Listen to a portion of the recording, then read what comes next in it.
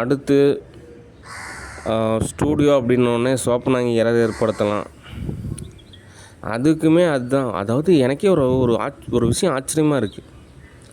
ஒருத்தர் சாதாரணமாகவே ஒரு 3 மாதம் தொடர்ச்சியாக சரக்கு சாப்பிட்டா என்ன நிலைமையாகுன்றது எல்லாருக்குமே தெரியும். ஆனால் இந்த சோப்பனாங்கி தினந்தோறுமே அது ஏதோ ஒரு ஒலிம்பிக்கில் ஜெயிச்சு கோல்டு மெடல் வாங்கின மாதிரி தன்னைத்தானே நினச்சிக்குது. அப்படி கிடையாது. அது எப்படி தான் தினந்தோறும் சரக்கு சாப்பிட்டுட்டு எல்லாம் தோது பார்த்துக்கிட்டு எல்லாமே தோதை அமைச்சிக்கலாம்னு நினைக்குதுன்றது ஒரு கொஸ்டினாக தான் இருக்குது. அதனால் சோப்பனாங்கி பொறுத்த வரைக்கும் என் சட்டை மேலே ஏறிக்கிட்டு என்ன மாதிரியே மாறிக்கிட்டு என்கிட்ட இருக்கிற சர்டிஃபிகேட் எல்லாமே அது வாங்கிக்கிட்டு அது தோது பார்க்கலான்னு நினைக்கிறதுன்றது தோதாகாது. அவங்கவுங்க சுயத்துலேயும் அவங்கவுங்க தனித்துவத்துலேயும் அவங்கவுங்க ஒரு நிலையிலேருந்து இருந்தால் தான் தோதாகும். அதனால் சோப்பனாங்கி என்னை சார்ந்து இருக்கிறத விட அதுக்குன்னு ஒரு நிலை இருக்கும். அந்த விதத்தில் தான் தோதாகணும். ஓகே. ஆனால் யதார்த்த ரீதியாக நான் நிறையா தீர்வு சொல்லிட்டேன். ஆனால் டைம் பாஸ் தான், வேறு ஒன்றுமே இல்லை. இப்போ பகல் பொழுதெல்லாம் அந்த சோப்பனாங்கி தோதை எல்லாம் அமைச்சு கொடுத்துட்டோம் அப்படின்னா நைட் டைமே அவங்க ஹஸ்பண்ட் வந்துடுவார்.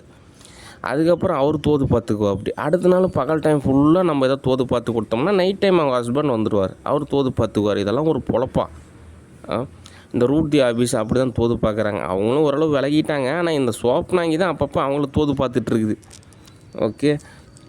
அதனால் இந்த சோப்பனாங்கிக்கு கொஞ்சம் விலகி வைக்கிறது அப்படின்றது தமிழ்நாட்டுக்கு நல்லது. ஓகே. சரி, அடுத்த தகவல் ஈஷா ஃபவுண்டேஷன் டிஸ்கஷன். சரி, ஈஷா ஃபவுண்டேஷனை பொறுத்த வரைக்கும் என்னுடைய நிலை அப்படின்றது சத்குருக்கு அடுத்த படிநிலை அப்படின்ற மாதிரியான ஒரு ஸ்டேட்டஸ் தான். ஓகே. அதனால் நானும் ஒரு ஃபவுண்டர் மாதிரி தான். ஓகே. ஈஷா ஃபவுண்டேஷனுக்கு ஒரு ஃபவுண்டர் தான். ஆனால் ஈஷா ஃபவுண்டேஷனை பொறுத்த வரைக்கும் அந்த ஸ்டூடியோக்கெல்லாம் ஒரு நல்ல ஒரு ஆப்பர்ச்சுனிட்டியாக அப்படின்னா மற்ற இடத்துக்கெல்லாம் போனீங்கன்னா ஒரு ஆர்டிஸ்ட்டாக இருக்கீங்களா, ஒரு டைரக்டராக இருக்கீங்களா, ஏதோ ஒரு ஒரு ஃபேமஸான ஒரு நபராக இருக்கீங்க அப்படின்னா அப்படி இப்படின்ற மாதிரி இருக்கும். ஆனால் ஆசிரமத்தை பொறுத்த வரைக்கும் ஒரு சுதந்திரமாக இருக்குது. எல்லாம் ஒரு ஆர்டிஸ்ட்டுமே நீங்கள் ஆசிரமத்துக்கு வரலாம். உங்களுக்கு அவ்வளோ சுதந்திரம் இருக்கும். யாருமே உங்களுக்கு ஃபோட்டோ எடுக்கணும்னு சொல்ல மாட்டாங்க, ஆட்டோகிராஃபும் கேட்க மாட்டாங்க. நீங்கள் கேஷுவலாக அப்படி இருக்கலாம். அந்த ஒரு சுதந்திரம் அங்கே இருக்குது, நல்லா இருக்குது. ஓகே. மேக்ஸிமம் எல்லா நாட்டிலையுமே அப்படி தான் இருக்கும். இவங்கெல்லாம் அப்படி நினச்சிக்கிறாங்க. நாங்கள்லாம் அப்படிங்க, நாங்கள்லாம் ஒரு படத்துக்கு 1000 கோடி ரூபா சம்பாதிக்கிறோம், சம்பளம் மட்டுமே 1000 கோடி ரூபா வாங்குகிறோம், அந்த படம் மட்டுமே 10,000 கோடி ரூபா வசூலாகுது. அப்படிலாம் இவங்களே நினச்சிக்கிறாங்க. அது ஒரு ஆத்ம ரீதியான எரர் தான். இப்படி நான் சொல்கிறதுனால யாரும் தப்பாக நினச்சிக்க மாட்டாங்க. ஏன்னா நான் ஒரு டைரக்டர், நான் சொன்னால் தான் உங்களுக்கு புரியும். அதனால் இவங்களே அப்படின்னு ஆத்ம ரீதியாக நினச்சிக்கிறாங்க. அப்படிலாம் கிடையாது. நீங்கள் சகஜமாக எல்லோரும் கூடயும் போகணும், வரணும், பேசணும். அப்போ தான் உங்களுக்கான மார்க்கெட்டு அப்படின்றது தோதாகும். ஓகே. ஒரு சில நாட்டில் அப்படி இருக்குது. ஓகே. நம்ம நாட்டிலையும் அப்படி தான். ஓகே. சரி, ஈஷா ஃபவுண்டேஷன் பொறுத்த வரைக்கும் என்ன தகவல் அப்படின்னா அவங்கவுங்க ஒரு கேட்டகரியாக இருக்காங்க. எல்லோரும் மிங்கிள் கிடையாது. வாலண்டரிஸ் தனி, பிரம்மச்சாரிஸ் தனி, சன்னியாசி தனி, அதுக்கப்புறம் ரெசிடென்சி தனி, விசிட்டர்ஸ் தனி, அப்புறம் கிளாஸ் பண்ணுறவங்க தனி. இப்படி எல்லாமே தனித்தனி கேட்டகரி தான் இருக்காங்க. அவங்களுக்கு தகுந்த மாதிரி தான் நம்ம எல்லா தகவலுமே சொல்ல போகிறோம். பொதுவான தகவல் அப்படின்ட்டுலாம் ஒன்றும் கிடையாது. ஓகே. அதனால் பிரம்மச்சாரிஸ் பொறுத்த வரைக்கும் என்ன தகவல் அப்படின்னா நான் சொல்லக்கூடிய பயிற்சியெலாம் நீங்கள் ஃபாலோ பண்ணணும். அதாவது சத்குரு ஜக்கி வசதியை பொறுத்த வரைக்கும் நீங்கள் தூரத்துலேருந்து பார்க்குறது அப்படி இருக்கும். ஆனால் நீங்கள் அவர் நல்லா உணர்ந்தீங்க அப்படின்னா இந்த அளவுக்கு ஒரு கருணையான ஒரு ஆளா, இந்த அளவுக்கு இலகுவான ஒரு ஆளா, இந்த அளவுக்கு தோல் செஞ்சு கொடுப்பாரா, இந்த அளவுக்கு அந்த பாதையில், அதாவது இன்னும் உங்களுக்கு புரியுற மாதிரி சொன்னால் ஒரு ரோடு ஒன்று அமைச்சிட்றாருன்னு வச்சுங்க. அந்த ரோட்டில் நீங்கள் நடந்து போகணும் அப்படின்றதுக்காக அங்கங்கே ஆப்பிள் மரத்தையும் மாதுளை மரத்தையும் அங்கங்கே நிறையா பறித்து சாப்பிடக்கூடிய பழங்கள்லாம் இருக்கும்ல, அந்தந்த மரங்களை நட வைக்கிறாரு. அதுவும் இல்லாமல் அந்த பாதை ஃபுல்லாக பூவாக இருக்குது. அவ்வளோ நடந்து போகிறதுக்கு கிளைமேட்டும் அப்படியே அருமையாக இருக்குது. போகிறப்ப நிறைய பழமும் அப்படியே ஒவ்வொரு இலை மேலேயும் ஒவ்வொரு பெஞ்சு மேலேயுமே இருக்குது. அது சுத்தமாக தான் இருக்குது. அந்த பழத்தை கூட எடுத்து சாப்பிட்டுட்டு அப்படியே ரோட்டில் நடந்து போகிற அளவுக்கு அவர் எல்லாமே செஞ்சு கொடுக்குறாரு.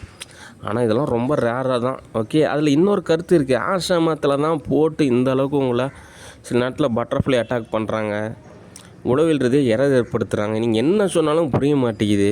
அப்படி இருக்கிறப்ப சும்மா ஏன் அப்போ பார்த்தானே ஆசிரமத்தையே தோது பார்த்துட்ருக்கீங்க அப்படின்னு சொல்லிட்டு ஒருத்தர் கொஸ்டின் கேட்டிருக்காங்க. அதுக்கு என்ன தகவல் அப்படின்னா யதார்த்த ரீதியாக ஆன்மீக பாதையில் பயணிக்கிறவங்களுக்கு ஒரு விஷயம் இருக்குது. வாழும் குரு அப்படி கிடைக்கிறது ரொம்ப பெரிய ஒரு விஷயம். அதாவது ரொம்ப அபூர்வம். ஓகே. ஏன் அப்படின்னா சத்குரு வந்து ஒரு வாழும் குரு. ஓகே, இங்கே பெருசு சிறுசு அப்படி இப்படின்றலாம் தமிழ் மொழியில் இருக்கக்கூடிய ஒரு வார்த்தை தான். ஓகே, அதில் நீங்கள் எதோ போட்டு குழப்பிக்கூடாது. ஆனாலும் ஒரு வாழும் குருவாக வந்து சத்குரு இருக்கார். ஓகே, நிறையா ஆன்மீக பாதையில் இருக்கிறவங்களுக்கு அவங்க குருவானவங்க எப்படி இருப்பாங்க அப்படின்னா, அவங்க வேறு ஒரு உலகத்தில் இருப்பாங்க, இல்லைனா வேறு ஒரு நிலையில் இருப்பாங்க, அப்படின்ற மாதிரி தான் இருப்பாங்க. எல்லாம் ரொம்ப தொலைவில் இருப்பாங்க, ஏதோ ஒரு நிலையில் தான் இருப்பாங்க. ஆனால் ஒரு வாழும் குருவாக ஒரு தொடர்பு இல்லை, எனி டைமும் ஒரு இணக்கமாக இருக்கிறதுன்றது ரொம்ப அபூர்வம். அந்த நிலையில் சத்குரு ஜக்கி வாசுதேவ் ஆகட்டும், பாட்டி சித்தர் ஆகட்டும், இன்னும் ஒரு சில பேர்லாம் இருக்காங்க. அவங்களாம் எனக்கு மிகவும் தேவை. ஓகே, அவங்ககிட்ட நான் நிறைய விஷயம் கற்றுக்கணும்னு நினைக்கிறேன். அதனால தான் நான்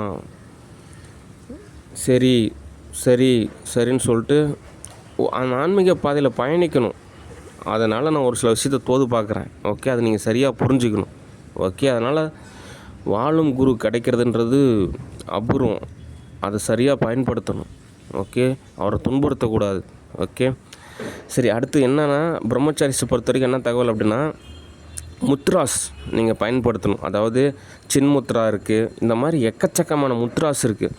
அதெல்லாமே நீங்கள் தான் கற்றுக்கணும். ஓகே, எல்லாம் உங்களுக்காக ஒரு டீச்சர் ஒரு நியமித்து அவங்களுக்கு ஒரு 30 நாள் ட்ரைனிங் கொடுத்து அவங்களுக்கு ஒரு சம்பளத்தை கொடுத்து அது ஒரு நாள் செக்ஷன் ஆரம்பித்து அதுக்கப்புறம் உங்களுக்கு பொறுமையாக சொல்லி கொடுத்து, அதெல்லாம் எல்கேஜி யூகேஜி 1ஆம் கிளாஸு அப்படின்னா நர்சரி கிளாஸ்னால் ஓகே, அப்படி சொல்லி கொடுக்கலாம். உங்களுக்கு என்ன, நீங்கள் தான் கற்றுக்கணும். இந்த முத்ராஸ்லாம் பயன்படுத்தணும். ஒருத்தர்கிட்ட பேசுகிறப்ப முத்ராஸை வச்சுக்கிட்டு தான் நீங்கள் பேசணும். ஓகே, அதனால் என்ன உங்களுக்கு புரிகிற மாதிரி சொன்னால், உங்கள் லைஃப்பே நீங்கள் ஆன்மீக பாதையாக மாற்றணும். இப்போ எப்படி சுவாமி நிர்விச்சாராக இருக்கார், அவர் பாருங்கள் யார்ட்டையுமே பேச மாட்டார், அதுவும் ஒரு ஆன்மீக பயிற்சி தான். ஓகே, அவர் தன்னைத்தானே அந்த பாதையில் தேர்ந்தெடுத்துக்கிட்டார். அதே மாதிரி தான் நீங்களும் தோது பார்த்துக்கணும். ஓகே, அதனால் பிரம்மச்சாரிஸை பொறுத்த வரைக்கும் நீங்கள் ஆன்மீக பாதையில் பயணிக்கிறீங்கன்றதை மறந்துடக்கூடாது. ஓகே, அடுத்து உங்களுக்கு தேவையான சாப்பாடு நீங்கள் இருக்கிற இடத்துக்கே கிடைக்கும். ஓகே, அதுக்கு வாலண்டியர்ஸ் இருக்காங்க. உங்கள்கிட்ட டிஃபன் பாக்ஸ் கேரியர் இருந்தால் போதும். ஓகே, அதனால் நீங்கள் பிக்ஷாலில் தான் போய் சாப்பிட்ணும், உங்களுக்கு சாப்பாடு கட்டுப்பாடு இருக்குது அப்படிலாம் கிடையாது. நீங்கள் கடையிலையும் சாப்பிட்லாம், உங்களுக்கு சாப்பாடு சுதந்திரம் இருக்குது. ஓகே, அது முதல்ல நீங்கள் மறந்துடக்கூடாது. ஏன்னா பிரம்மச்சாரிஸ் எடுத்துட்டானாங்களே ஒரு கௌரவத்தை காப்பாற்றிக்கிட்டே இருக்கணும். ஏன்னா யாரோ ஒருத்தர் வாலண்டியர் வந்து அங்கீகரித்தா தான் அந்த பிரம்மச்சாரிக்கு ஒரு மரியாதைன்ற மாதிரி இருக்குது. அப்படிலாம் கிடையாது. நான் உங்களை அங்கீகரிக்கிறேன், மற்றவங்க அங்கீகரித்தா என்ன, அங்கீகரிக்காமல் இருந்தால் உங்களுக்கு என்ன, நான் உங்களை அங்கீகரிக்கிறேன்னா அதுதான் விஷயம். ஓகே, அதனால் உங்களுக்கு சாப்பாட்டை பற்றி கவலைப்படாதீங்க. ஓகே, நீங்கள் ஒரு நாள் ஃபுல்லாக உட்காந்து 8 மணி நேரம் சாப்பிட்ணுன்னு ஆசைப்பட்டீங்கன்னா கூட அது கூட நான் தோசை செஞ்சு கொடுக்குறேன். ஓகே, 8 மணி நேரமும் ஒரு இடத்துல உட்காந்து நீங்கள் சாப்பிட்டுக்கிட்டே இருக்கலாம், அந்தளவுக்கு நான் உங்களுக்கு தோசை செஞ்சு கொடுக்குறேன். அதனால் சாப்பாடு மேலே இருக்கக்கூடிய அந்த பற்று அப்படின்றதும் விலகணும். ஓகே, அடுத்து இந்த பசி அப்படின்றதும் அது ஒரு சமநிலை ஆகணும். உங்களுக்கு பயோகெமிஸ்ட்ரியில் சமநிலை ஆகணும். அந்த வகையிலையும் தோது பார்த்துங்க. நான் ரொம்ப நாள் முன்னாடி நினச்சேன், இந்த பசி அப்படின்ற ஒரு விஷயத்தில் தான் நிறையா விஷயம் மிஸ் ஆகுது. அதை வந்து சால்வ் பண்ணணும். அதுக்கு ஒரு பயிற்சி இருக்குது, அதை நான் உங்களுக்கு சொல்கிறேன், பொறுமையாக காத்துருங்க. ஓகே, அதனால் சாப்பாட்டை பற்றி கவலைப்படாதீங்க. முத்ராஸை பயன்படுத்துங்க. உங்கள் நடந்து போகும்போதும் சரி, ஒருத்தர்கிட்ட பேசும்போதும் சரி, நீங்கள் தூங்குற நேரம் தவிர மற்ற நேரம் எல்லாமே நீங்கள் ஒரு ஆன்மீக பயிற்சியில் தான் இருக்கணும். ஓகே, நீங்கள் தூங்கும்போது கூட நீங்கள் ஏதாவது ஒரு ஆன்மீக பயிற்சியில் இருக்கிறப்போ உங்களுக்கு நிறைய விஷயம் தோதாகும். அதனால் அந்த இடத்த சரியாக பயன்படுத்திக்கிங்க. ஓகே, மொத்தத்தில் இந்த இடத்தையே நீங்கள் சரியாக பயன்படுத்திக்கிங்க. ஓகே, அப்போ தான் உங்கள் ஆன்மீக பாதையில் அடுத்த படிநிலை அப்படின்றது தோதாகும். ஓகே,